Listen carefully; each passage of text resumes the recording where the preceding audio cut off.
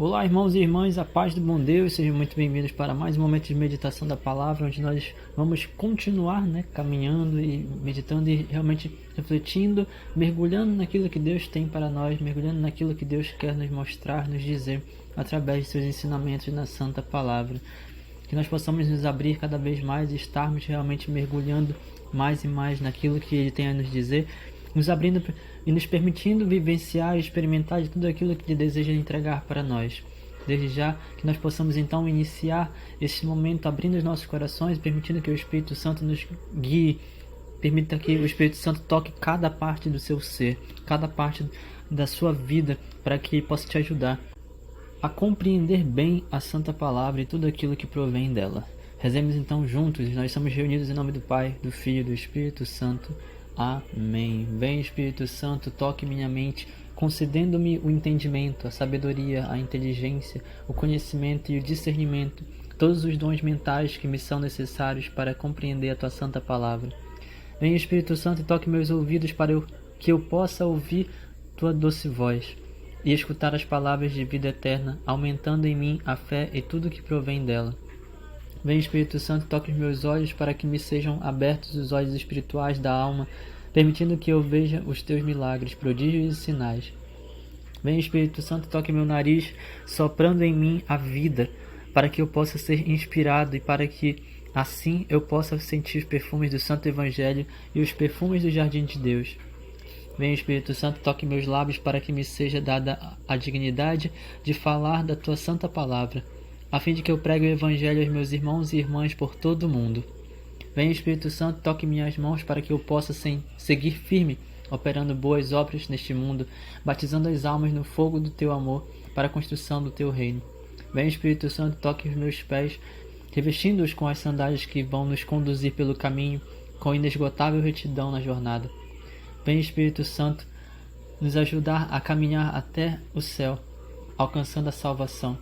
Vem e toque o meu coração, inflamando-me com Teu fogo abrasador e fazendo morada dentro de mim, para que eu seja a Tua casa, inteiramente Teu, inteiramente guiado e movido tão somente por Ti. Vem, Espírito Santo, e toque minha alma, queimando-a inteiramente para que ela seja purificada, lavada e incendiada pela Tua chama viva de amor misericordioso e santidade. Amém. Tudo isso nós te pedimos, nós clamamos a Ti, pelo poder do nome do Senhor Jesus, que vive e reina pelos séculos dos séculos. Amém. Possamos então agora fazer a leitura da palavra desta sexta-feira, ainda na primeira semana do tempo comum. Rezemos juntos, meditemos juntos. Primeiro livro de Samuel. Naqueles dias, todos os anciãos de Israel se reuniram, foram procurar Samuel em Ramá e disseram-lhe: Olha, tu estás velho, e teus filhos não seguem os teus caminhos. Por isso, estabelece sobre nós um rei, para que exerça a justiça sobre nós, como se faz em todos os povos. Samuel não gostou, quando lhe disseram: Dá-nos um rei, para que nos julgue, e invocou o Senhor.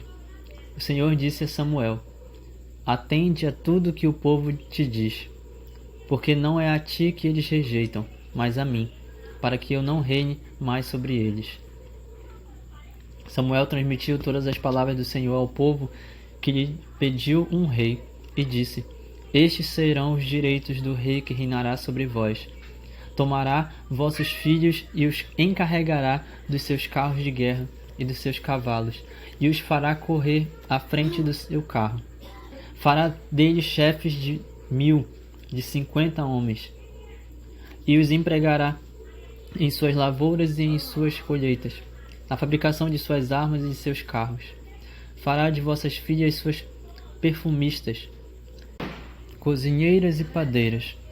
Tirará os vossos melhores campos, vinhas e olivais, e os dará aos seus funcionários. Das vossas colheitas e das vossas vinhas ele cobrará o dízimo e o destinará aos seus eunucos e aos seus criados. Tomará também vossos servos e servas, vossos melhores bois e jumentos, e os fará trabalhar para ele. Exigirá o dízimo de vossos rebanhos, e vós sereis seus escravos. Naquele dia clamareis ao Senhor por causa do rei que vós mesmos escolhestes, mas o Senhor não os ouvirá. Porém, o povo não quis dar ouvidos às razões de Samuel e disse: Não importa, queremos um rei, pois queremos ser como todas as outras nações. O nosso rei administrará a justiça, marchará à nossa frente e combaterá por nós em todas as guerras. Samuel ouviu todas as palavras do povo e repetiu-as aos ouvidos do Senhor. Mas o Senhor disse: Faça-lhes a vontade e dá-lhes um rei. Palavra do Senhor. Graças a Deus. Salmo responsorial. Salmo de número 89 e 88. Senhor, ó Senhor, eu cantarei eternamente o vosso amor. Ó Senhor, eu cantarei eternamente o vosso amor. Quão feliz é aquele povo que conhece a alegria, seguirá pelo caminho sempre à luz de vossa face. Exultará de alegria em vosso nome dia a dia, e com grande entusiasmo exaltará vossa justiça. Pois sois vós, ó Senhor Deus, a sua força e sua glória. É por vossa proteção que exaltais nossa cabeça. Do Senhor é o nosso escudo, Ele é nossa proteção, Ele reina sobre nós, é o Santo de Israel. Ó Senhor, eu cantarei eternamente o vosso amor. Possamos então agora meditarmos o Santo Evangelho. O Senhor esteja conosco, Ele está no meio de nós. Evangelho de Jesus Cristo segundo São Marcos. Glória a vós, Senhor. Alguns dias depois, Jesus entrou de novo em Cafarnaum. Logo se espalhou a notícia de que ele estava em casa, e reuniram-se ali tantas pessoas que já não havia lugar, nem mesmo diante da porta. E Jesus anunciava-lhes a palavra. Trouxeram-lhe então um paralítico carregado por 4 homens, mas não conseguindo chegar até Jesus por causa da multidão, abriram então o teto bem em cima do lugar onde ele se encontrava. Por essa abertura, desceram à cama em que o paralítico estava deitado. Quando viu a fé daqueles homens, Jesus disse ao paralítico: Filho, os teus pecados estão perdoados. Ora, alguns mestres da lei que estavam ali sentados refletiam em seus corações: como este homem pode falar assim? Ele está blasfemando. Ninguém pode perdoar pecados a não ser Deus. Jesus logo percebeu que eles estavam pensando no seu íntimo e disse: Por que pensais assim em vossos corações? O que é mais fácil, dizer ao paralítico: teus pecados estão perdoados? Ou dizer: levanta-te, pega a tua cama e anda? Pois bem, para que saibas que o Filho do Homem tem na terra poder para perdoar pecados, disse ele ao paralítico, eu te ordeno, levanta-te, pega a tua cama e vai para a tua casa. O paralítico então se levantou e, carregando a sua cama, saiu diante de todos. E ficaram todos admirados e louvavam a Deus, dizendo: nunca vimos uma coisa assim. Palavra da salvação. Glória a vós, Senhor. Que as palavras do Santo Evangelho perdoem os nossos pecados e nos conduzam para a vida eterna. Amém. Amém. Até certo ponto, tem situações onde, a maioria das vezes, nós, que estamos meditando a palavra, podemos acabar estranhando a relação entre a primeira leitura e junto com o Salmo, e depois direcionar para o Evangelho, como se organizar, como pensar nisso. Mas nós estamos aqui diante de uma situação muito específica. E eu acredito que durante toda essa semana nós temos falado sobre isso. Se você voltar nas meditações anteriores, você vai ouvir os comentários que eu fiz em relação a isso também. O Senhor, ele levanta Samuel justamente como um profeta que tem por necessidade falar sobre os problemas, falar sobre os erros, apontar os erros de um povo que deixou de ser, ou pelo menos não está assumindo a responsabilidade de ser o povo de Deus, de ser o povo ungido de Deus, Israel. O povo não estava honrando o próprio nome. Para os estrangeiros, os hebreus, para os egípcios, os hebreus. Para os filisteus, eles são os hebreus. Mas, espiritualmente falando, dentro daquele povo escolhido, eles tinham um nome, eles tinham uma identidade. Israel. Israel. E eles não estavam honrando o próprio nome. E diante de todas essas situações, como a gente já vem comentando, diante de todos os pecados que eles estavam cometendo, os pecados do dia a dia, quantas e quantas vezes eles com certeza devem ter agido de má fé. Eles não cumpriram com os 10 mandamentos, né? Eles não amavam a Deus com toda a sua força, com todo o seu entendimento, com todo o seu coração, com toda a sua alma. Eles não realmente se dedicavam aos dias de festa, não estavam respeitando os momentos em que eles precisavam honrar o nome do Senhor. Eles não estavam respeitando os momentos em que precisavam ficar 8 dias em oração. Eles não estavam realmente respeitando uns aos outros. Eles não estavam fazendo o que precisavam fazer, honrar pai e mãe, honrar os antepassados. Quantos e quantos pecados que haviam no meio daquele povo, além de outros pecados que a gente já comentou, que eu já comentei aqui em meditação, principalmente a blasfêmia e a idolatria.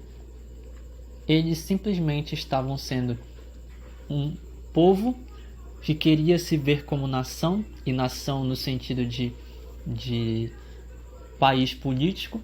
Eles queriam ser uma nação, como vai dizer a primeira leitura, uma nação assim como as outras. Eles queriam ter um rei, ao invés de serem conduzidos pelo Senhor diretamente nas palavras de Samuel, o profeta levantado, o profeta ungido.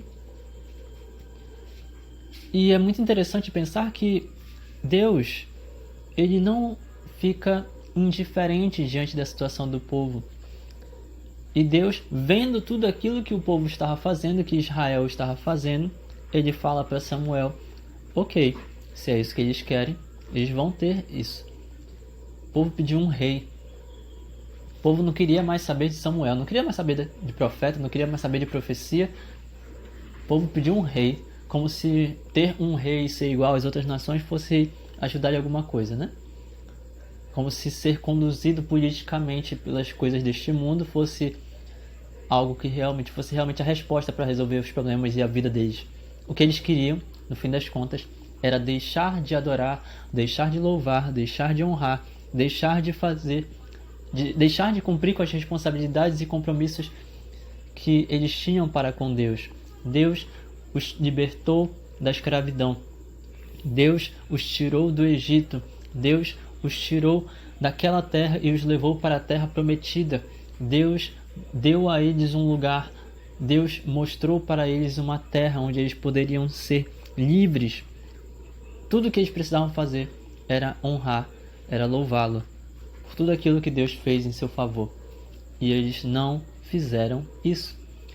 Consequentemente, depois de pedirem um rei, dá-nos um rei para que nos julgue, versículo 6, o Senhor disse a Samuel no versículo 7, atende a tudo que o povo te diz. E diz isso para o teu povo. Diz isso para esse povo aí. Deus ele começa a elencar nas palavras proferidas por Samuel, nas palavras professadas, né, por Samuel.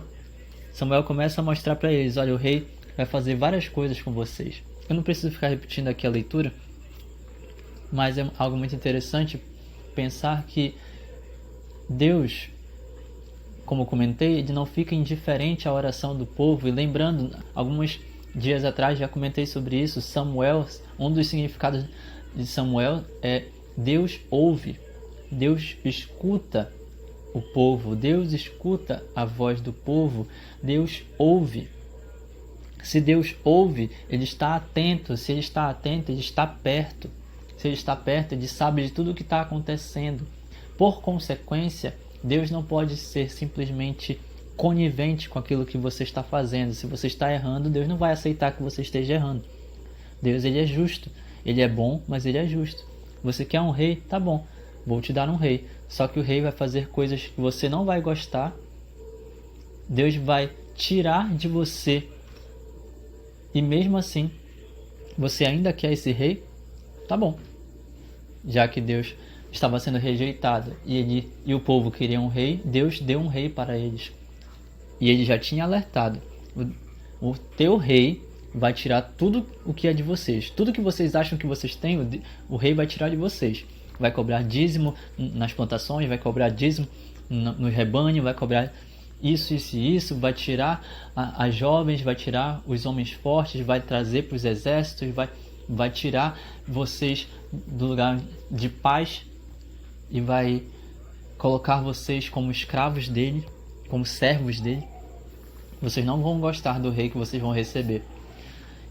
E a palavra ainda vai dizer, depois que Samuel dá todos esses avisos, versículo 19 e 20, não importa, queremos um rei, pois queremos ser como todas as outras nações. Meu irmão, minha irmã, você que está ouvindo nesse momento, deixa eu dizer uma coisa. Quando nós somos chamados por Deus, imediatamente nós precisamos entender que nós somos diferentes. Nós não somos iguais aos outros povos, nós não somos iguais às outras pessoas. Quem aceita o chamado que Deus faz, e Deus chama a todos, quem aceita o chamado de Deus, entende que nós passamos a estar numa órbita que é diferente de todas as outras. Nós não estamos alicerçados, nós não estamos presos, nós não estamos dentro dos limites deste mundo. Nós estamos pensando naquilo que é espiritual, nós estamos vivendo por aquilo que é espiritual, nós estamos nos voltando para aquilo que é tão somente espiritual. E aquele povo não conseguia perceber que, ao invés de se alegrarem e louvarem a Deus porque eles eram o povo eleito, o povo escolhido, eles queriam ser justamente o contrário, iguais às outras nações. Então eles estavam perdendo aquela eleição que eles receberam no passado. Eles estavam, na verdade, abdicando da eleição que eles receberam no passado. Isso é muito triste. Quantas e quantas pessoas por aí, quantos e quantos de nós mesmos, que já fomos chamados por Deus e em algum momento talvez desistimos desse chamado e fomos fazer qualquer outra coisa no mundo, perdendo até o sentido da nossa vida, o sentido da nossa existência.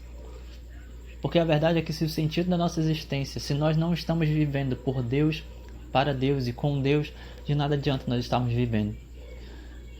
Santa Teresa dos Andes, uma santa carmelita, dizia: se você não ama a Deus neste mundo, o que você vai fazer no céu? Se você não ama a Deus neste mundo, se você não honra o Deus que te libertou, se você não honra o Deus que te ama, se você não ama a Deus neste mundo, o que você vai fazer no céu? Como é que você pode querer ainda receber coisas boas se você não ama a Deus? Como é que você ainda quer ter uma vida boa se você não honra o chamado de Deus? Como? O que você espera que Deus faça? Deus vai te conceder. Você está pedindo um rei, Deus vai te dar um rei.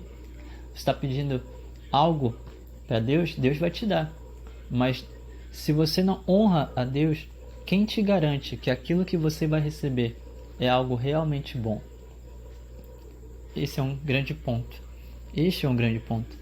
E aí o Salmo, em contraponto à primeira leitura, ele vai nos fazer lembrar o que nós precisamos fazer diante do Senhor. Ao invés de rejeitar Deus, nós precisamos realmente cantar eternamente o vosso amor. Ao invés de nós deixarmos de amar o Senhor com todas as nossas forças, nós precisamos fazer o contrário. Ó Senhor, eu cantarei eternamente o vosso amor. Samuel não rejeitou a Deus. Ele colocou tudo aos pés do Senhor. E quão feliz é aquele povo que conhece a alegria verdadeira. Quão feliz é o povo que segue pelo caminho reto, sempre à luz da vossa face, Senhor. Esse povo exulta de alegria em vosso nome dia a dia, e com grande entusiasmo ele exalta a vossa justiça.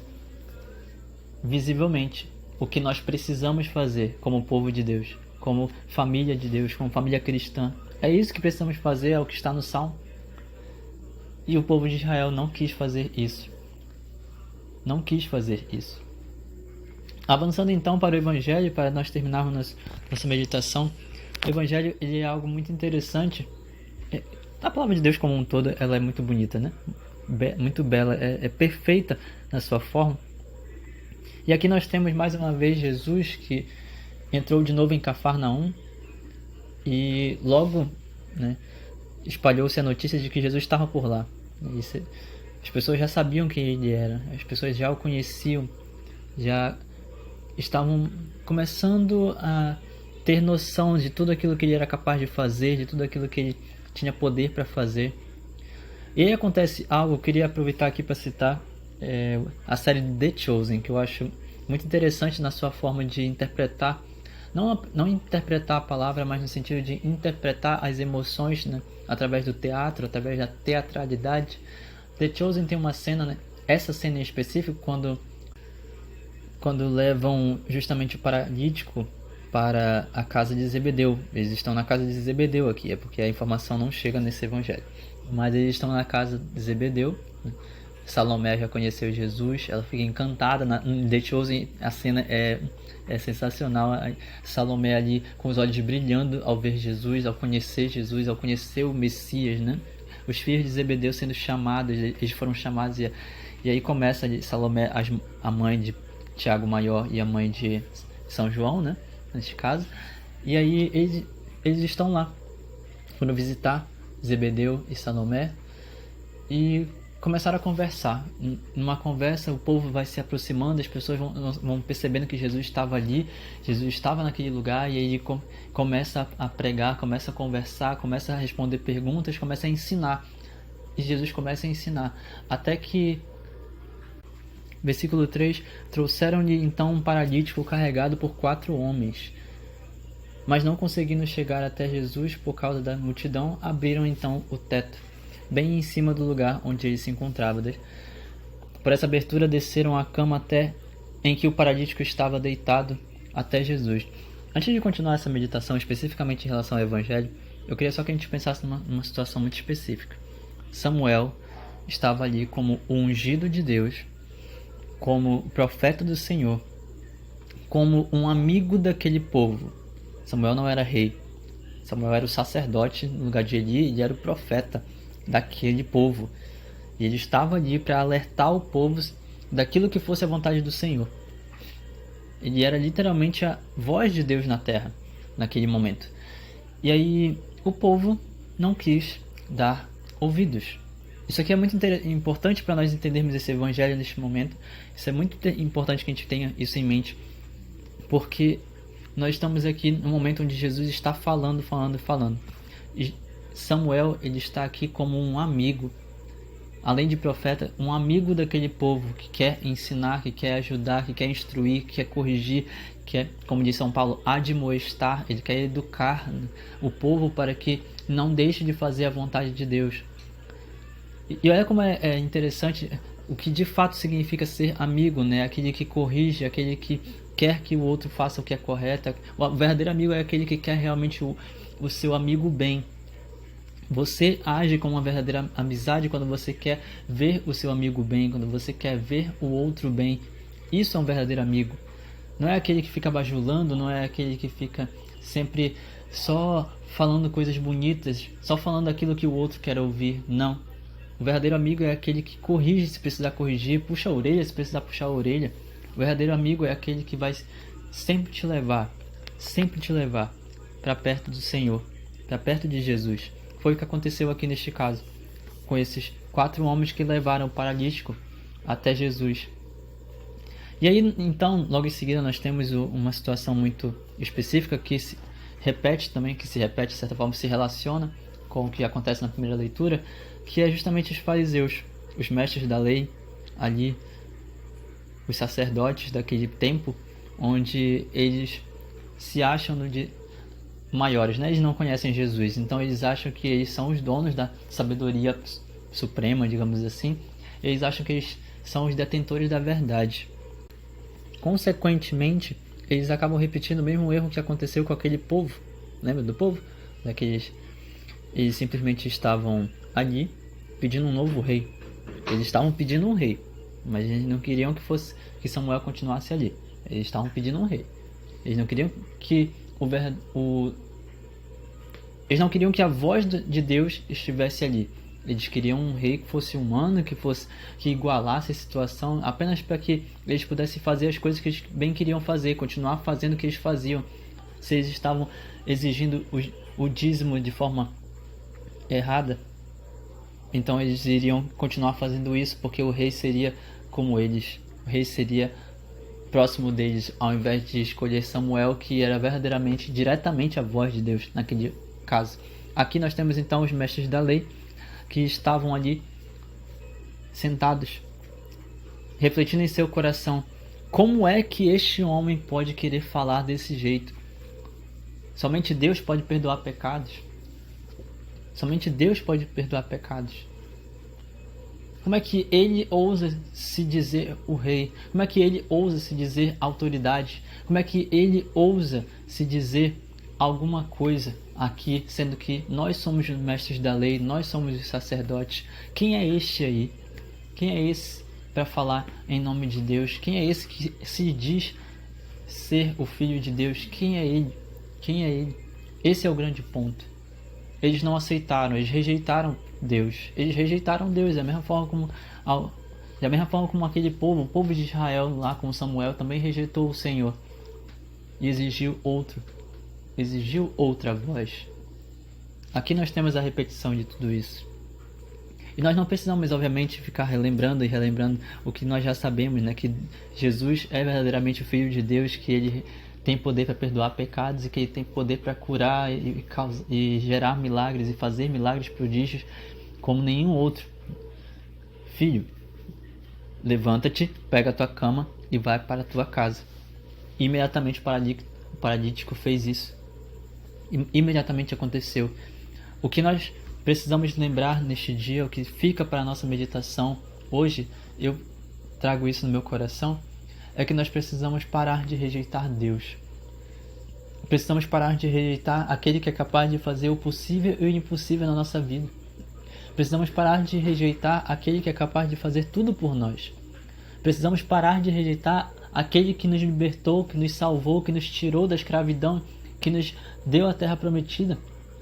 Precisamos parar de ficar somente nos voltando para as coisas desse mundo, querendo um rei deste mundo, querendo políticas desse mundo, querendo escolhas desse mundo. Não, nós precisamos aceitar a voz que vem do alto, nós precisamos buscar as coisas do alto, precisamos aceitar o rei que Deus nos deu, precisamos aceitar. Acabamos de sair do período do Natal, do período natalino.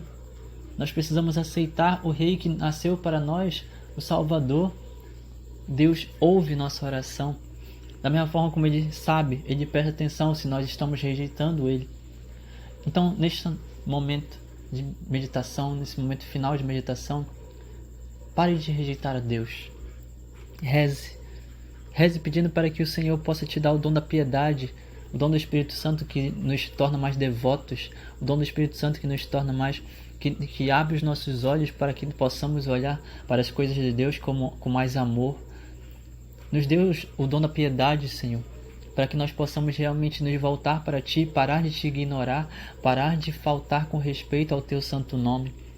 Nos ajuda, Santo Deus, a sermos verdadeiramente piedosos, verdadeiramente devotos, verdadeiramente entregues a tudo o que vem de Ti, para que nós possamos ser também conduzidos da mesma forma como aquele paralítico, ao ponto de receber o milagre, ter os nossos pecados perdoados e poder seguir nossa vida em paz junto de Ti.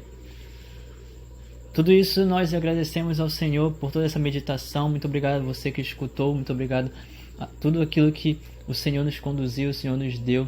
Eu sou o irmão Daniel Arcanjes e essa foi mais uma vez a meditação diária que nós estamos fazendo da liturgia diária. Eu espero que você tenha gostado e nós estaremos sempre reunidos em nome do Pai, do Filho e do Espírito Santo. Amém. Que a paz do bom Deus seja derramada sobre os vossos corações e até a próxima meditação.